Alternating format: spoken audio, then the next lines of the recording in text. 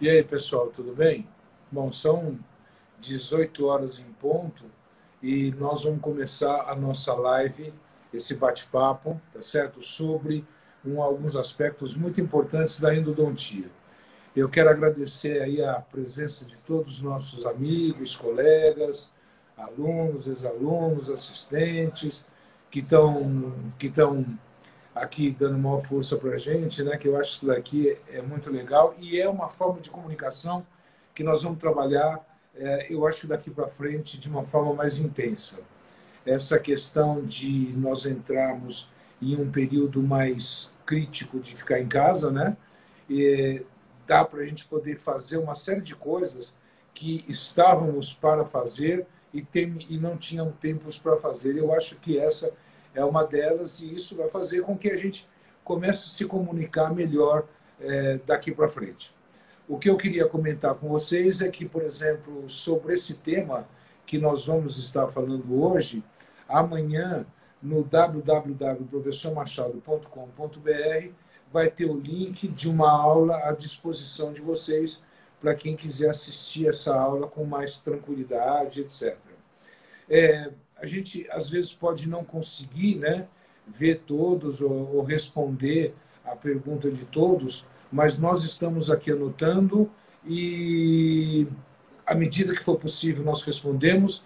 Se não, também envie a resposta no Fale Conosco do site, que a gente vai ter o maior prazer em responder para vocês. Tá certo? Bom, muito bem. Então, o tema hoje que nós estamos conversando é sobre a questão de simplificar a endodontia. E quando nós abordamos essa temática em cursos, conferências, etc., muitos de vocês tiveram a oportunidade de estar participando desses cursos, dessas conferências, entendeu? Sabe muito bem a maneira com que a gente aborda essa questão, tá certo? Às vezes, nós temos que tomar muito cuidado que o nome mais fácil, mais rápido, mais simples, né? E outras variáveis dentro desse estima, às vezes é mal vista, né? Às vezes a pessoa acha que é um trabalho mal feito, que é um trabalho que não tem qualidade, não é verdade? Então, por exemplo, muitas vezes nós comentamos sobre a palavra simplificação e agilidade, e até uma outra palavra, que até questão de pouco tempo atrás, dentro de área de saúde, era um mito poder falar, era um tabu, que é a relação custo-benefício, né?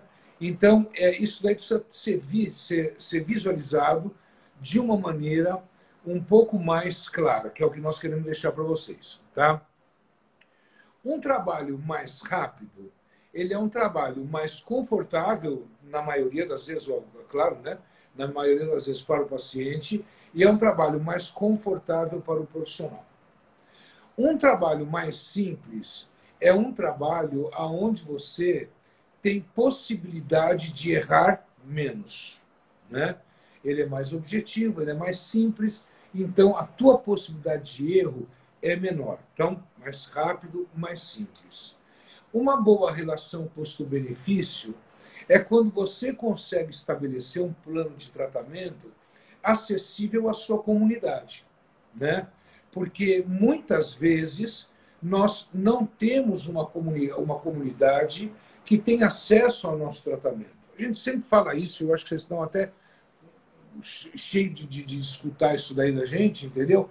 Mas, por exemplo, o Brasil ele está posicionado no ranking em segundo lugar, basicamente, em publicação científica na endodontia, mas a população, muito pouco da população tem acesso a tratamento endodôntico, né? Ao tratamento odontológico.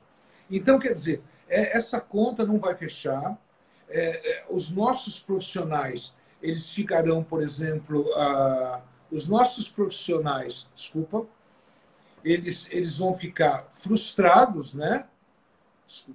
Os nossos profissionais vão ficar frustrados com o resultado do seu trabalho e, ao mesmo tempo, nós, por exemplo, não vamos estar satisfeitos como profissional, porque o profissional também ele merece receber, ele merece viver bem, ele merece Ele merece recolher os frutos do seu trabalho, né? Agora, veja,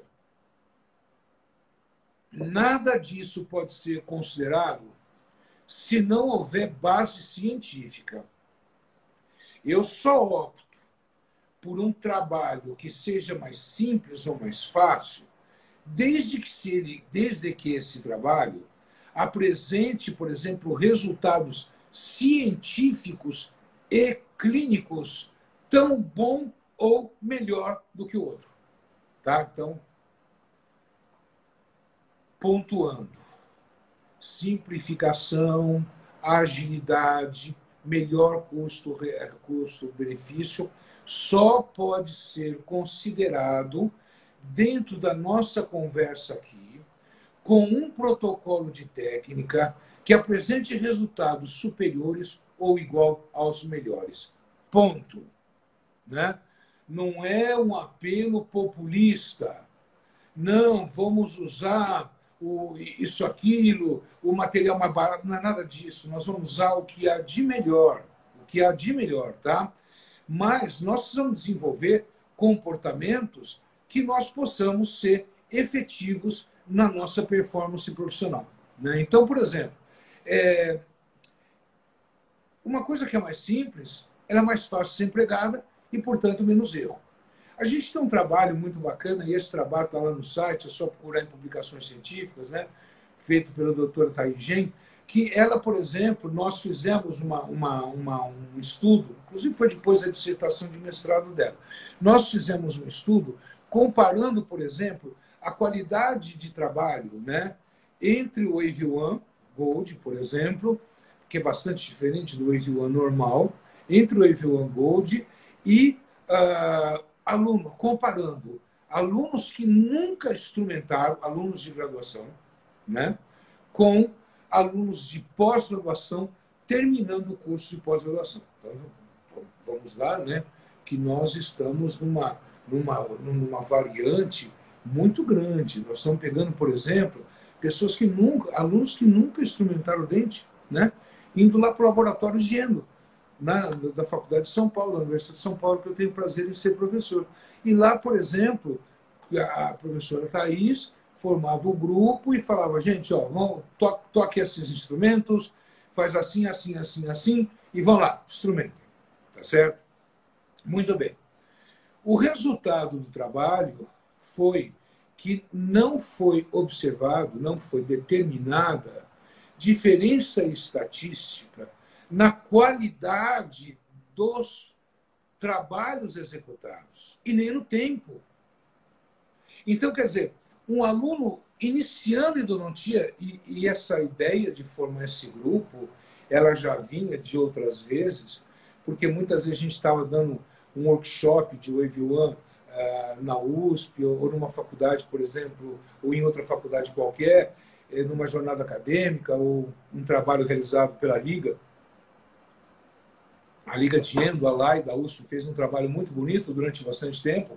Então, quer dizer, muitas vezes a gente via que um aluno do primeiro ano estava lá fazendo o curso. E ele fazia o preparo do canal direitinho, né? E você, sem nem saber o que era. Né? Você sabe o que você está fazendo aqui? Não. Né? Você sabe por que faz isso? Não. Mas ele pegava e fazia. Né? Então, veja, vamos pegar esse paralelo da facilidade do acesso, né? E vamos juntar com outro paralelo que aconteceu quando eu fui fazer a minha tese de doutorado. A minha tese de doutorado foi feita há muito tempo atrás, né? E a gente usou um programa de computador chamado fator que determinava o fator de forma.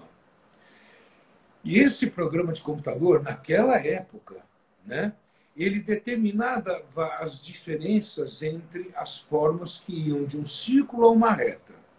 Então, obviamente, se você tinha uma imagem que tinha um determinado valor de forma, depois que um canal, né, um bloquinho de acrílico, depois que você instrumentava ou alterava a forma dele, ele tinha um outro fator de forma. E a gente comparava os melhores preparos como sendo aqueles preparos que menos se distanciavam, né, da forma original. Tá certo? Então, veja que essa questão de qualidade de preparo ela é muito alta. E era muito difícil fazer esses preparos. E necessitava de um treinamento muito grande. A gente via que o próprio domínio do instrumento manual é uma coisa que vai de 4 a 5 anos da prática endodôntica. Então, de repente, ao mesmo tempo, né, com o mesmo bloquinho plástico, por exemplo, eu tenho alunos de graduação e praticamente especialistas, entendeu? Gerando os mesmos resultados, isso é fantástico, né? Isso é fantástico. Agora, a técnica ficou extremamente mais simples. Na época daquela instrumentação, nós trabalhávamos com 3 brocas de Gates Leyden, nós trabalhávamos com 4 ou 5 instrumentos manuais, nós trabalhávamos com instrumentos manuais de aço, instrumentos manuais de núcleo quadrangular, instrumentos de núcleo losangular, que abre a flexofile para instrumentos com ponta ativa, instrumentos sem ponta ativa. Era um maço enorme de instrumentos que a gente tinha, né, para poder desenvolver um preparo, e cá entre nós era extremamente limitado, né? Melhorou um pouco quando entrou as limas de níquel titânio manual. Então, se você pega, né, essa quantidade de instrumento, você pega a dificuldade de trabalho, portanto, incidindo em uma necessidade de um treinamento, de uma ação do fazer, de repetir, para que se desenvolva uma boa habilidade manual. Em primeiro lugar, nós vamos partir do custo, né? Nós estamos usando 8, 9, 10 instrumentos. Quanto custa isso? E, segundo lugar, os protocolos de utilização desses instrumentos, né? Alguns com quarto de volta e tração, outros com vai e vem, e assim sucessivamente. Olha a necessidade de conhecimento técnico para isso, né? E, ao mesmo tempo, não só o custo da quantidade de material, arsenal químico, etc., né? A necessidade da habilidade profissional. Ponto.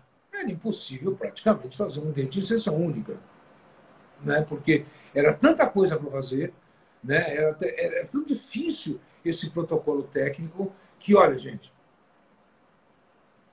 evoluiu muito pouco entre 1922, com uma técnica sugerida pelo Badana no livro dele, Oxigênio-Argentoterapia, até basicamente 1990 e pouco, quando começaram de fato o desenvolvimento de instrumentos rotatórios e mais tarde reciprocantes. Então, tudo isso leva a um custo. O custo de 2, 3 sessões.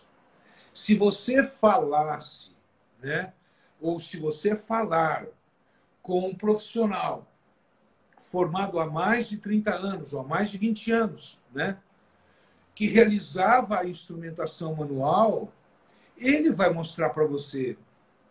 Ele não conseguia fazer. Tanto é que, quando nós começamos com o Wave One, a gente fez uma brincadeira, né, com o pessoal da Dentsply, molar em 50 minutos. Isso criou um debate, uma discussão enorme, etc., mas era uma forma provocativa, para chamar a atenção, você está entendendo, de uma conduta melhor a ser tomada. Hoje a gente vê que algumas pessoas entendem, outras pessoas não entendem. Normalmente, as pessoas que não entendem um protocolo mais enxuto, um protocolo eficiente, um protocolo com uma boa relação custo-benefício, nunca fez. Desconhece, né? Então, a pessoa não consegue imaginar, dentro daquela realidade que ele tem, que possam existir outras realidades, outras maneiras de fazer, né? Então, esse é um ponto, né, que, às vezes, por exemplo, quando eu me formei, sessão única jamais, né? E se você fizesse um levantamento, os especialistas jovens, né, demoravam 3 sessões para fazer uma endo. Os que tinham muita habilidade, 2. Em serviços públicos, 4, 5 sessões. Num curso de graduação, 2 meses para fazer um molar, nós sabemos disso, né? Técnica difícil, técnica complicada, né? Cheia de acta todo momento de apresentar um acidente, um degrau, uma fuga, uma perda da odontometria, né? Eu dava aula acidentes da instrumentação, era uma aula maravilhosa. Hoje essa aula não cabe mais, não tem mais espaço, né, dentro dos novos protocolos que tem. Então, eu peço àqueles que por exemplo, têm uma visão diferente e eles merecem ter uma visão diferente, né? As visões diferentes somadas geram cultura. Nós precisamos parar com essa coisa que quem está certo sou eu, quem não faz do meu jeito está errado. Isso é ignorância, né? É legal a gente conhecer os diferentes jeitos e escolher a maneira que a gente vai fazer e respeitar do outro, porque, de repente, um instrumento funciona maravilhosamente bem na minha mão e não funciona na tua. Agora, isso pouco importa. O que importa é o quê? É limpar o canal. O que importa é o quê? É promover desinfecção. Aí é que é o ponto, né? Então, vamos lá. Com o aumento do conhecimento na microbiologia, a gente viu que não eram 15 ou 20 bactérias que contaminavam o canal. Eram 300, eram 500, e hoje isso é muito mais. E nós podemos observar também que a dor pós-operatória, depois de um tratamento endodôntico, ela é normal. Não é um erro. É um processo inflamatório. E o processo inflamatório dói, né? E a instrumentação agride, a substância química auxiliar agride, se for colocar medicação agride, obturar agride, isso é normal, algo é normal, tá? Então, quer dizer, em primeiro lugar, eu também coloco hoje, né, fazendo um pequeno ponto de raciocínio, hoje eu considero o bom especialista não o cara que instrumenta e obtura bem, isso qualquer um faz, né? É o cara que entende processo inflamatório, é o cara que sabe abordar o paciente, é o cara que sabe a parte comportamental da endodontia, né? Isso é, por exemplo, um processo, o especialista. Porque hoje, com os protocolos técnicos que nós temos, principalmente com instrumentos como o EV1, por exemplo, é muito mais fácil, né? Daí a melhor relação custo-benefício, tá certo? Voltando para aquele ponto, portanto, a partir de 1980, né, de uma forma um pouco mais rápida, né? Agora cresceram muito mais rápido, nós vimos que o grande problema da endodontia é a bactéria, é a infecção. E que se nós, por exemplo, colocarmos uma subdosagem de medicamento dentro do conduto ou ministrar sistemicamente, eu posso gerar a formação de superbactérias.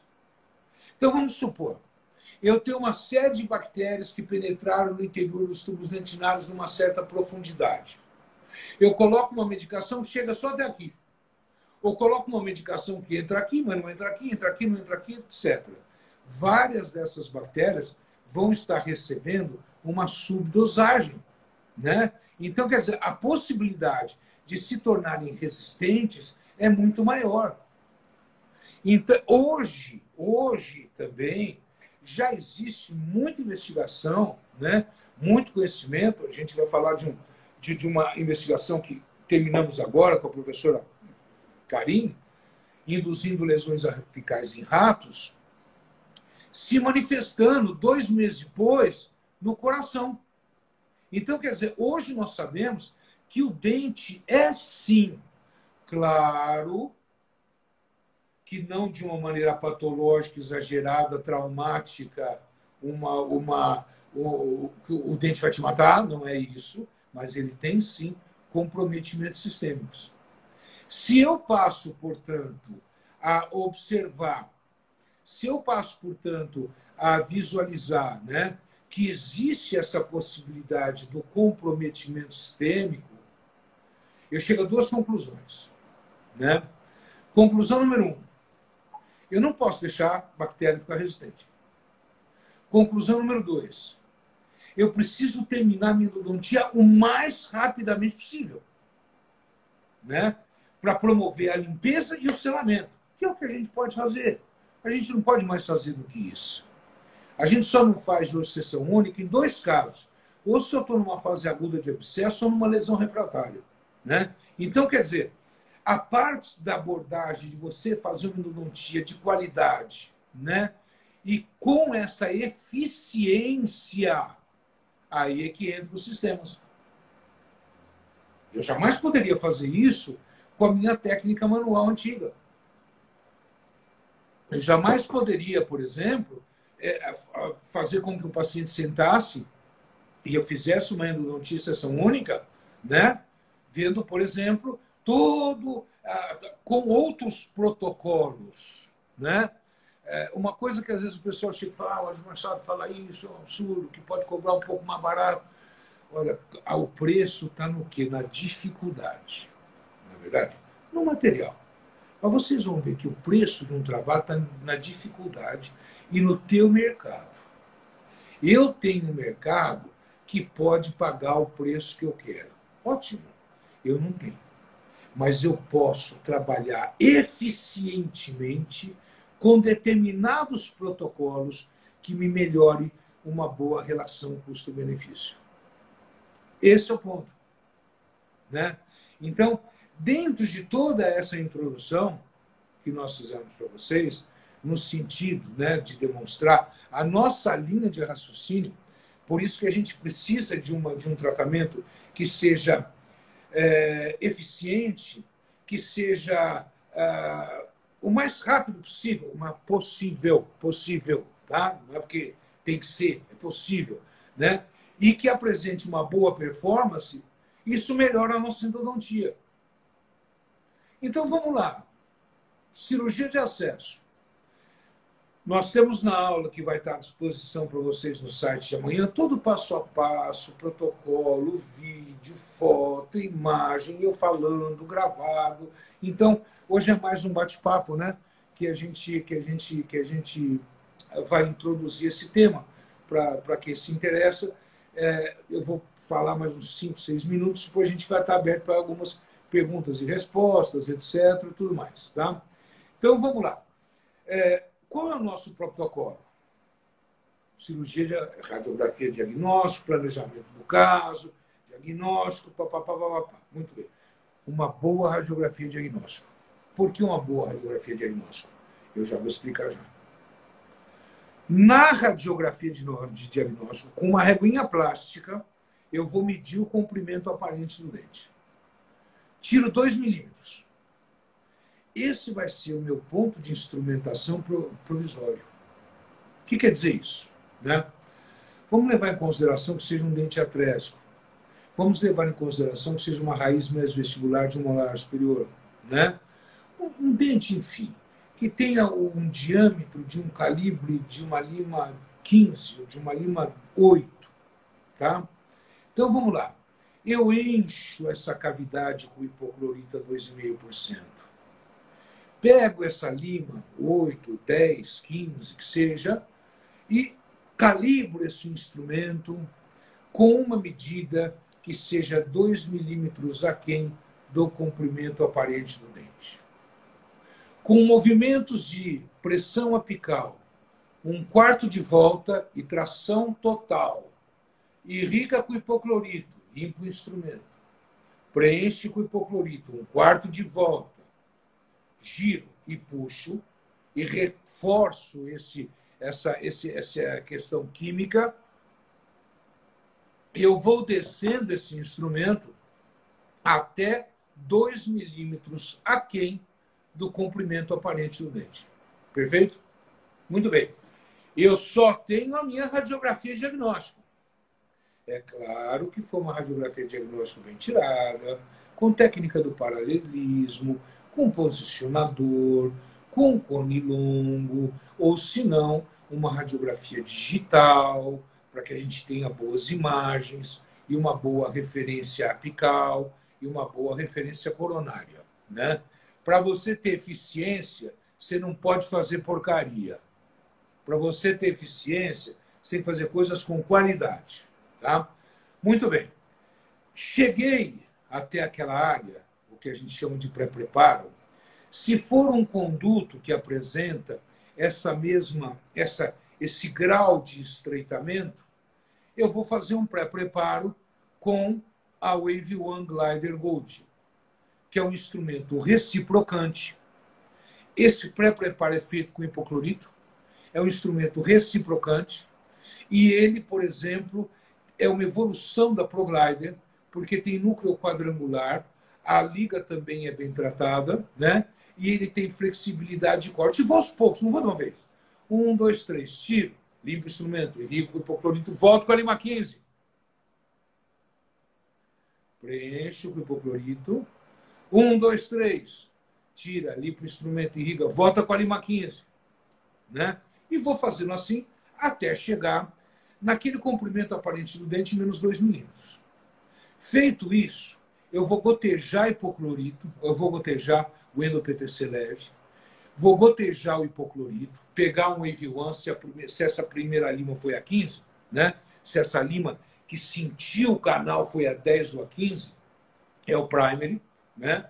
No vídeo, na aula, eu explico direitinho como é que eu escolho esse instrumento. E vou, 1, 2, 3, tiro, limpo o instrumento, irrigo, volto com a lima 15. 1, 2, 3, assim sucessivamente, retocando, reintroduzindo a substância química auxiliar a cada momento de penetração, tá? E feito isso, a hora que eu chegar no meu comprimento real de trabalho, eu desço com esse instrumento mais 3 vezes, pego um cone número 30, 0,6, se o Wave One for vermelho, ou um cone Wave One, tá? E coloco até chegar no comprimento de trabalho e vejo que esse cone está bem travado. Se assim o for, eu tiro uma radiografia. Segunda radiografia. Nessa segunda radiografia, eu vou ver ou o cone está no lugar certo que eu queria, ou eu tenho que descer 1 milímetro. Se eu tenho que descer mais 1 milímetro, repete todo o protocolo, lima 15, ProGlider, Wave One, e coloca o cone até esse 1 milímetro a mais. Tá? Não preciso radiografar, se for só 1 milímetro. Já obturo e vou tirar a radiografia final. Se faltarem 3 milímetros para chegar até o CRT, é porque, filho, você errou tudo. Tá? Você errou a tua radiografia diagnóstico, você mediu errado o comprimento aparente do dente.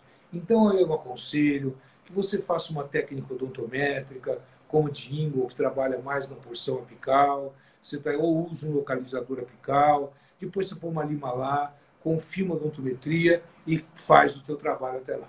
Tá? Por isso que a gente deixa muito claro, né, a importância da confirmação da odontometria.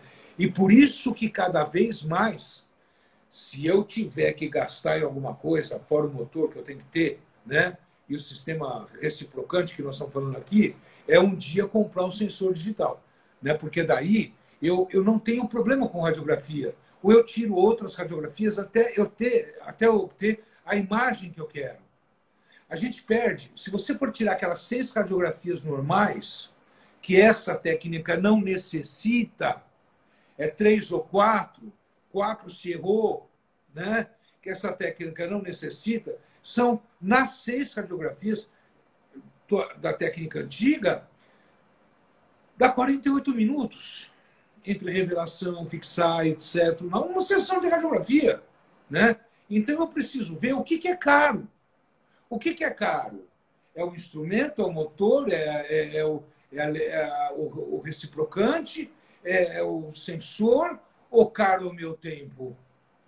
Então, isso que nós precisamos começar a pensar como profissional. Gestão, né? Que são matérias hoje, por exemplo, na Universidade de São Paulo, a gente tem um crédito extracurricular de gestão, tá certo? Onde as pessoas também aprendem essa questão do gerenciamento do consultório. Isso é importante. O que é que vai me trazer uma boa relação custo-benefício? Então, dentro dessa característica, veja bem, e você vai obturar com um cone só em 98% dos casos. A aula, volto a falar, vai dar melhores subsídios, explicações, imagens, para que se entenda um pouco mais do que a gente está conversando, né? Mas você veja bem, dentro desse contexto, eu torno não só a minha endodontia numa qualidade muito melhor, mas eu também tenho dentro da minha endodontia uma melhor relação custo-benefício. E talvez eu possa conseguir fazer inserção única. Eu já vi aluno de graduação fazer uma inserção única no primeiro dia de clínica. O trabalho mínimo dos cursos de especialização aumentaram 300% depois dos adventos dos reciprocantes, que são extremamente seguros, né? Nós publicamos um trabalho no International Journal Endodontics, nós terminamos um trabalho no International Journal Endodontics, onde, por exemplo, a gente estudou fratura, entendeu? E a gente viu que o índice de fratura era muito baixo. Naquela época, a gente não fazia o pré-preparo e o índice de fratura só ocorria em canal recorrente, raiz mesial de molar inferior, quando eu vinha para cá e queria fazer essa virada para lá. Por isso que o planejamento, né? Aquela liminha 15 que você desce, sentir o canal radicular, você está entendendo? Ela é importante porque ela me detecta essa situação. Essa raiz mesovestibular desceu, a outra mesolingual não. Deixa eu tirar uma técnica do Clark, observar o que está acontecendo, e assim sucessivamente, né? Então, o Wave One, ele é um instrumento, né, que, por exemplo, ele nos melhorou muito e facilitou muito a qualidade do tratamento endodôntico e, ao mesmo tempo, essa relação custo-benefício. Qual é o melhor instrumento? Aquele que você se adapte, não é essa a questão. Eu me adaptei muito bem ao Wave One, gosto muito, trabalho muito bem com ele, né? Nós trabalhamos no projeto Amazonas, né? No projeto 32, que a gente vai para a Amazônia, vai para a região de Rondônia, e lá no meio do lago, lá no meio do mato, tribo indígena, né? Meus filhos têm um projeto chamado Doutores Sem Fronteiras. Esses dois projetos, o 32 ele recebe muito suporte da Dentsply, a gente agradece muito, né? Porque senão é impossível, né? Você poder ir para lá fazer todas essas coisas. E é ali que a gente vê, a relação, a agilidade, a relação custo-benefício. A importância, por exemplo, de você deixar o teu consultório arrumado, a importância de você saber a sequência que você vai trabalhar, a importância de você ter um protocolo que seja extremamente interessante e que tenha muita eficiência. Eu estou falando muito, né? E eu planejei mais ou menos essa live, que é mais uma parte de bate-papo, etc., para que nessa primeira meia hora, entendeu? A gente fizesse uma introdução, né? E agora a gente pudesse responder aqui algumas perguntas de vocês, tá certo? Então, essa é a proposta. Volto a dizer a vocês, né, que a aula teórica, videoclipes, isso, aquilo, estará gratuitamente para vocês no site a partir de amanhã, www.professormachado.com.br. Bom, então vamos lá. Então nós temos uma pergunta aqui. Por que não usar o localizador apical antes de fazer a instrumentação? E fazer a segunda radiografia. Bom, vamos lá. Quando a gente começou a fazer há muito tempo atrás, e eu estava fazendo especialização, eu não fazia uma endo sem degrau. Era tudo uma porcaria, né? Eu ficava revoltado. Falei, puxa vida, a lima é nova, hoje eu vou fazer direitinho, hoje eu vou fazer um bom desgaste compensatório. Não tinha jeito, né? Se o canal tinha um pouquinho mais de curvatura, a gente fazia degrau, a gente perdia o CRT, etc. Aí, naquela época, a gente fez um trabalho junto com dois grandes professores que infelizmente estão falecidos hoje, que é o professor Adalberto Francisco Pesce, da USP de São Paulo, e o professor Gilson Sidney, de Curitiba, né? E o que a gente fez naquela época? Eu e o Gilson, a gente estava começando, era o nosso curso de especialização. Falei, vamos fazer um trabalho para acontecer o que acontece, para ver o que acontece. Então, nós pegávamos molar extraído e a gente, por exemplo, colocava ali, fazia odontometria, ajustando a lima no forame apical. Obtínhamos o dado da odontometria. E aí começava a instrumentar 15, 20, 25, 30, 35, até 40. Que naquela época isso era normal. Tinha gente que tinha que falar que você tinha que dilatar mesmo vestibular até a lima 45. Né? Então, 40. O que acontecia? A gente começava a ver que depois da lima 20% da lima 20, 70% da lima 25 e 100% dos casos com a lima 30, a lima, na mesma medida, começava a aparecer fora do canal. Na mesma medida. O que é que estava acontecendo? Não é isso que você está me perguntando, mas eu estou te falando a linha de raciocínio. Tá? O que estava acontecendo? Esse instrumento estava retificando o canal, porque à medida que eu aumentava o calibre do instrumento, ele perdia flexibilidade, claro, né? E ia na parede contrária à curvatura. O que é muito perigoso, porque tem curvatura que a gente vê e tem curvatura que está no vestíbulo lingual que a gente não vê. Por isso que às vezes você está instrumentando, começa a sangrar, você fala, poxa, não estou no canal, estou dentro do meu ponto, né? Então, o que a gente começou a fazer? Eu falei, gente, vamos parar com isso aí. Nós vamos começar a instrumentar o canal de cima para baixo. Em 1932, eu criei uma técnica com Gates Liden, que a gente intercalava os diâmetros, os calibres dessa técnica. Esse protocolo também está no site, para que a gente conseguisse um alargamento maior do terço cervical e médio e retificasse um pouco a curvatura intencionalmente nas áreas onde eu tinha mais dentina, e essa lima chegava lá embaixo com menos tensão, tá certo? Então, nós melhoramos o nosso preparo. Em outras palavras, o que nós estamos falando para você é o seguinte: você quer fazer a cirurgia de acesso e fazer a sua odontometria e fazer a sua instrumentação? Pode fazer, não tem problema nenhum. Hoje os instrumentos são muito mais flexíveis e tem conicidade zero e tem conicidade variável.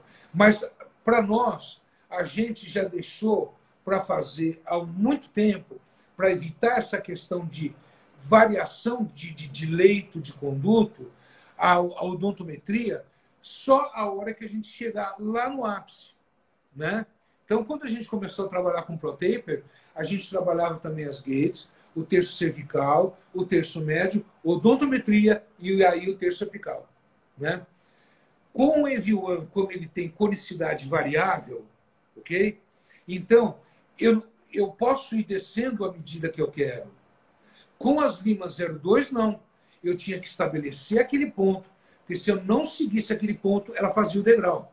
Então, com a conicidade 06, eu posso ir descendo, eu posso trabalhar um pouco aqui, um pouco aqui, um pouco aqui, um pouco aqui. Então, você veja, né, que eu deixo para fazer odontometria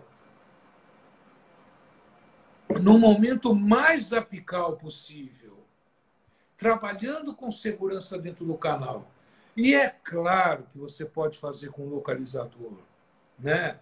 Você vai ter, inclusive, um melhor resultado da performance do teu localizador, porque você veja que todo o terço cervical, terço médio, início de terço apical vai estar livre, vai estar limpo.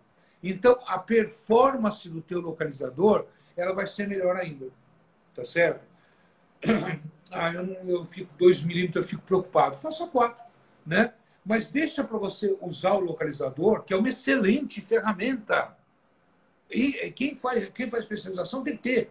É uma excelente ferramenta, tá certo? Mas no momento, quando você chegar mais próximo ao ápice, o teu canal vai estar em condições melhores de receber a sua odontometria, tá? Espero que tenha resolvido. Se não, você pode continuar perguntando aqui, ou se não, amanhã também a gente pode continuar essa conversa lá no site Inclusive, eu posso até estar passando lá para o seu site os trabalhos que a gente fez falando sobre um tema que a gente usou na época que se chamava odontometria dinâmica. Variações odontométricas que aconteciam durante o preparo do canal.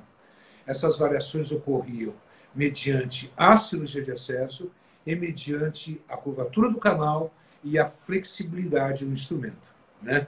Hoje melhorou muito isso, mas por isso que nós nunca aceitamos cirurgia de acesso minimamente invasiva, porque a cirurgia de acesso minimamente invasiva não permite uma performance de rotação e de obturação adequada dentro do canal. Se a gente parar para pensar, né, muita gente não consegue nem achar o canal mesovestibular, o quarto canal. Para isso, a gente tem o ultrassom, que é um grande colaborador nosso ali no assoalho, mas basicamente essa é a ideia. Mas essa é a ideia nossa, tá? O que não invalida a tua.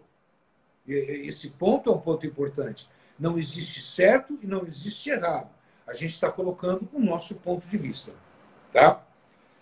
Aí tem uma outra aqui do colega nosso, do Endo Gustavo, né? Que ele escreveu assim: você prefere um término apical com 2507 ou 3506? É uma boa pergunta, Ricardo. Gustavo, eu vou lembrar para você de como é que a gente fazia.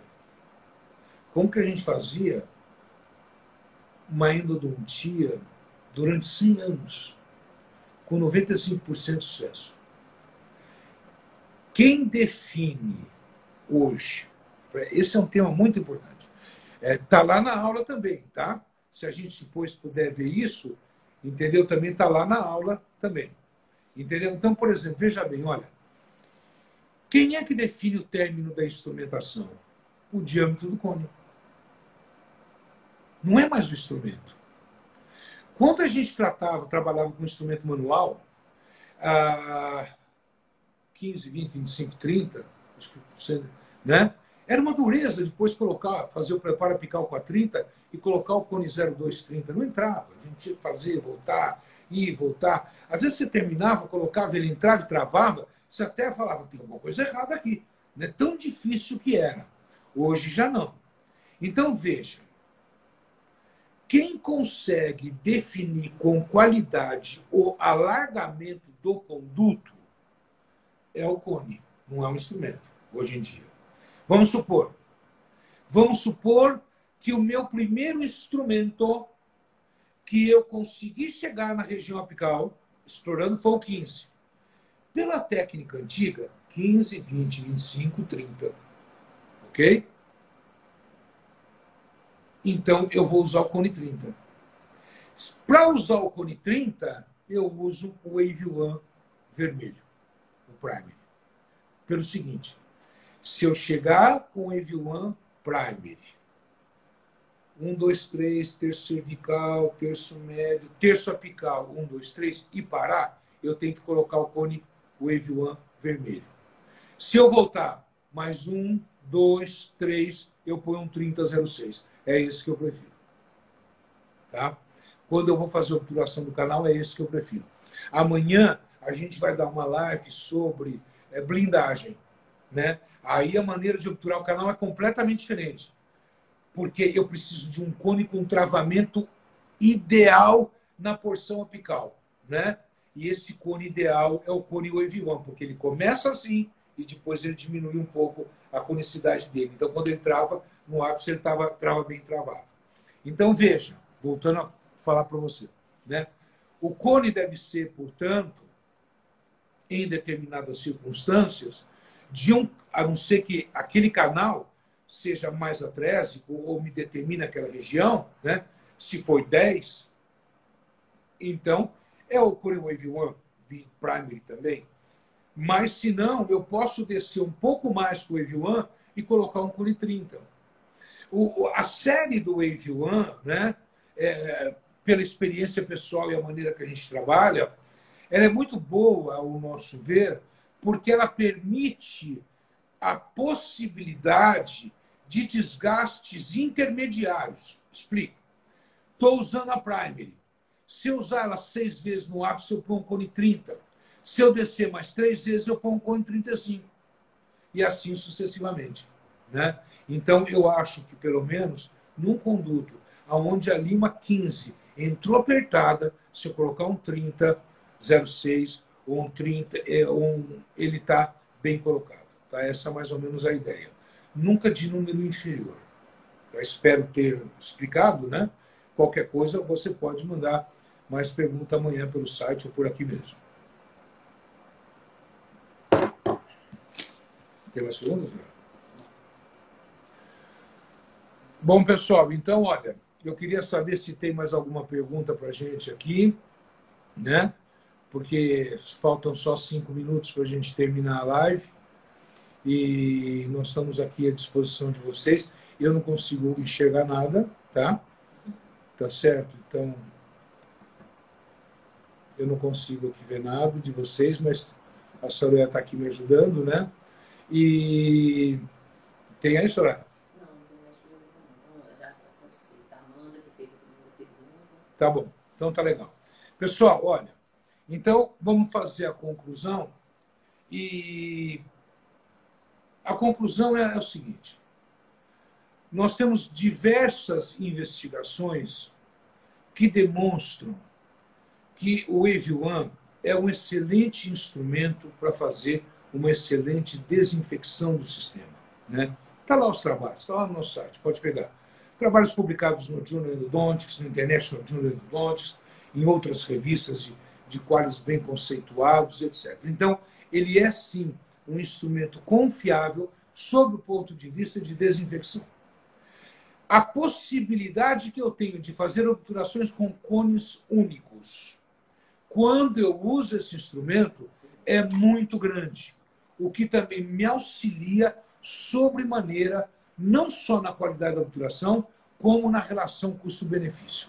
Então, veja, eu estou colocando dentro desse sistema duas variáveis que são importantes, eficiência e qualidade, e a outra que é a relação custo-benefício. Tá? E eles são muito resistentes. Né?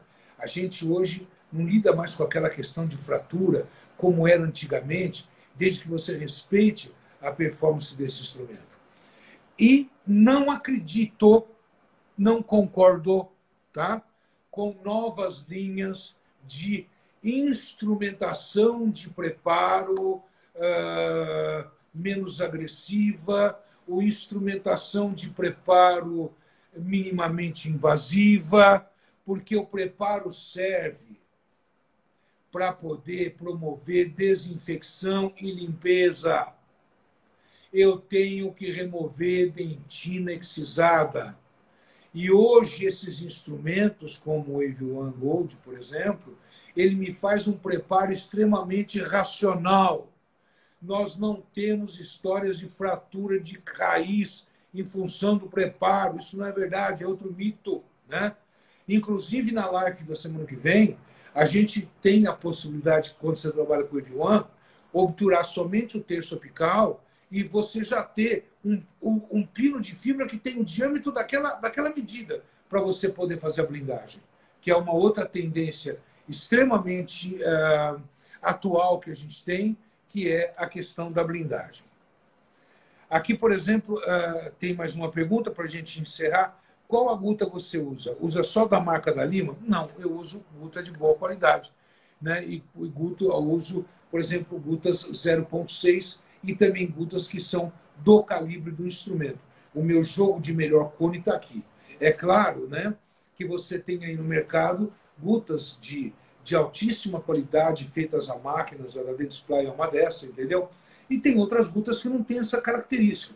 A gente precisa ver até a composição. Eu me lembro que quando a gente estava fazendo um trabalho de diagnóstico, né, de teste térmico, a gente foi no IPT e a gente testou a gutapercha da Higienic e uma outra da marca Índio, que a gente achou por aí no mercado. E a gente aquecia até ela formar aquela borbulha para poder fazer um teste de vitalidade pelo calor, que praticamente a gente não usa nem tanto mais hoje. E a gente viu que da marca Índio, aquela rugosidade aparecia com 90 graus e da Higienic 45 graus. Então, quer dizer, a qualidade do fabricante é extremamente importante dentro daquele trabalho que você vai fazer. Tá? Uma última pergunta, tá certo? Que vem aqui a questão da patência, fazer ou não fazer. A gente tem diferentes definições de patência, né?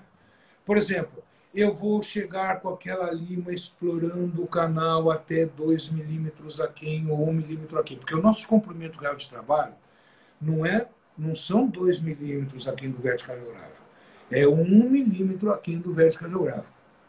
2 milímetros aquém é onde eu paro para poder chegar, instrumentar, etc. Já metocone lá e vejo se está bom ou desce 1, tá? Mas o nosso comprimento real de trabalho é 1 milímetro aquém do comprimento aparente do dente. Então, a patência, muitas vezes, é confundida com glide path, que é o acesso à região apical. Patência, muitas vezes, quer dizer ampliar o forame apical. Patência, muitas vezes, quer dizer instrumentar além do forame apical. Tá? Muito bem. Instrumentar além do forame apical, nós não concordamos exatamente pela saída do forame, pela espessura dentinária muito fina e a possibilidade de fazer uma deformidade apical. Isso é claro. Né? Isso já está demonstrado várias vezes. Alargar esse forame apical para limpar seria interessante. Mas onde que ele está? Porque quando você fala que você faz tudo 1 milímetro aquém, para mim, quando você vê os trabalhos de anatomia, Pultyreg, Hess, quando você avalia os graus de deformidades da imagem radiográfica, né? Quando você está 1 milímetro aquém, você está praticamente no zero. Né? A gente não gosta de trabalhar fora do canal por um simples fato. Nós fazemos tudo com a maior exigência de desinfecção possível. E a gente obtura o canal com cone de guta que não é esterilizado. Quiçá jogar guta na lesão. Entendeu? A gente coloca a gutapercha em clorexidina 2% por 1 minuto, que a gente tem um trabalho publicado no Australian Endodontic Journal, que a gente não viu o crescimento de bactéria. Mas isso não quer dizer que ela está esterilizada. Então, a nossa área de trabalho é 1 milímetro aquém. Não vejo, todavia, né, críticas significativas para quem faz ou quem não faz, porque existem grupos muito definidos que fazem e outros que não fazem, e nós não temos uma diferença no resultado endodôntico entre esses grupos. Tá? Então, eu acho que fica mais dentro da tua escolha, né? Dentro daquilo que você achar melhor. O nosso ponto de vista é esse, né? E por isso que a gente fica 1 milímetro aquém do vértice radiográfico. O que eu acho do laser na desinfecção do canal radicular? Olha, o que eu acho do laser na desinfecção do canal radicular? Eu acho que o laser, dentro de outras áreas, né, eles apresentam um resultado muito, muito bom. Tá? E na endodontia, a gente gostaria de ver um pouquinho mais, né, desses resultados para que a gente pudesse, de uma certa maneira, adotá-los ou não. Tá certo? Então, eu não tenho conhecimento, na realidade, suficiente para discutir sobre essa questão. Eu prefiro deixar dentro dessa maneira. Né? Nós não utilizamos o laser, por enquanto, porque nós não vemos uma vantagem dentro disso em relação à performance de desinfecção que a gente já tem. Tá? Não vou minimizar o laser, né? Porque existem sim, principalmente em pério, cirurgia, coisas fantásticas dele. Mas em endo, a gente gostaria de esperar um pouco mais de resultado para poder ver essa questão de utilizá-lo, englobá-lo dentro de um protocolo. Claro. Eu tenho mais 2 perguntas, a gente tem pouquíssimo tempo, vou tentar ser o mais rápido possível, tá? Se não, pode fazer, como eu já falei 1000 vezes, lá no site que a gente fala. O que é isso aqui, quer dizer? Muito bem. Topo da tela. Confirme a ação. Isso aqui é para encerrar. Aperte o topo da tela para confirmação. Cimento resinoso. Tem uma pergunta sobre o cimento resinoso. Hoje, basicamente, nós só trabalhamos com cimento resinoso. Qual? Você escolhe qual você quer. Tá? Por quê? Por causa da blindagem, que eu convido vocês amanhã, ao mesmo horário, né? Nós vamos ter uma live, eu e a doutora Soraya. Eu vou falar sobre a parte de endodontia preparando para a blindagem, tá certo? E ela vai falar sobre a blindagem. Como no caso da blindagem, nós vamos usar resina, nós vamos usar cimento resinoso, cimento adesivo, etc., é fundamental essa coligação. Porque se eu trabalhar com cimento na base de oxigênio eugenol, a resina não vai tomar presa. Tá? Então, basicamente, essa é o protocolo que a gente usa. Bom, o tempo aí já estão pedindo para a gente cortar, encerrar.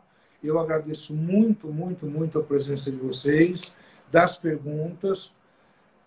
www.professormachado.com.br está lá à disposição de vocês. E eu gostaria de desejar uma boa noite. Tá? Muito obrigado novamente pela presença de vocês. E no final sou eu que falei bastante. Obrigado, hein?